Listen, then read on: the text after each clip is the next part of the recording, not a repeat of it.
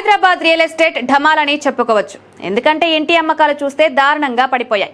ఇప్పటి వరకు ఊహించిన దానికంటే మరింత తీవ్ర ఇబ్బందుల్లో ఉన్నట్లు కనిపిస్తోంది. మొదటి త్రైమాసికంలో ప్రధాన నగరాల్లో గృహాల అమ్మకాలు, కొత్త లాంచ్లు వార్షికంగా తగ్గుదలను నమోదు చేశాయి. అయితే ఈ తగ్గుదల హైదరాబాద్ కు అత్యంత దారుణంగా ఉంది. గురువారం విడుదలైన అనరాక్ నివేదిక ప్రకారం ఈ సంవత్సరం మొదటి త్రైమాసిక డేటా ప్రకారం హైదరాబాద్ నివాస అమ్మకాలు 2024తో ఇదే కాలంతో పోలిస్తే 49% తగ్గాయి.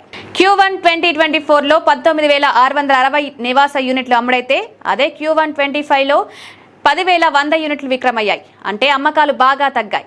7 ప్రధాన నగరాల్లో Mumbai metropolitan region, Pune, Bengaluru, national capital region, Hyderabad, Chennai, Kolkata మొదటి త్రైమాసికంలో దాదాపు 93,280 యూనిట్లు అమ్ముడయ్యాయి. ఇది 2024 మొదటి త్రైమాసికంతో పోలిస్తే 26% తగ్గుదల.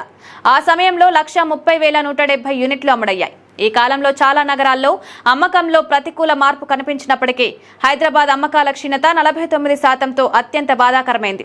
తర్వాత కోల్కతా 39% తగ్గుదలతో 2వ స్థానంలో ఉంది. బెంగళూరు ఈ క్షీణతకు కొంతవరకు తట్టుకుని 16% వద్ద ఆపగలిగింది. కొత్త లాంచ్ల విషయానికొస్తే అనరాక్ డేటా ప్రకారం టాప్ 7 నగరాల్లో 2025 మొదటి త్రైమాసికంలో సుమారు 1,20,000 యూనిట్లు ప్రారంభమయ్యాయి. 2024 మొదటి త్రైమాసికంలో 1,10,865 యూనిట్లు లాంచ్ అయ్యాయి. ఇది 10% తగ్గుదల. కొత్త లాంచ్లలో కూడా హైదరాబాద్ 55% భారీ క్షీణతతో దెబ్బతిన్నట్లు కనిపిస్తోంది.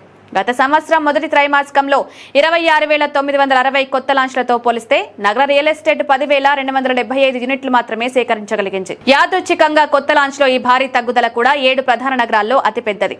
అదే కాలంలో ఎన్సీఆర్ నమోదు చేసిన సానుకూల 53% పెరుగుదలకు విరుద్ధంగా ఉంది.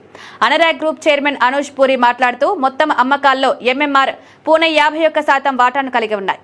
ఎంఎంఆర్ వార్షికంగా 26% తగ్గుదల, పూణే 30%కి పైగా తగ్గుదల నమోదు చేసింది. 49%తో హైదరాబాద్ లో అత్యధిక వార్షిక అమ్మకాలు తగ్గగా బెంగళూరులో అత్యల్పంగా 16% తగ్గుదల నమోదైందన్నారు.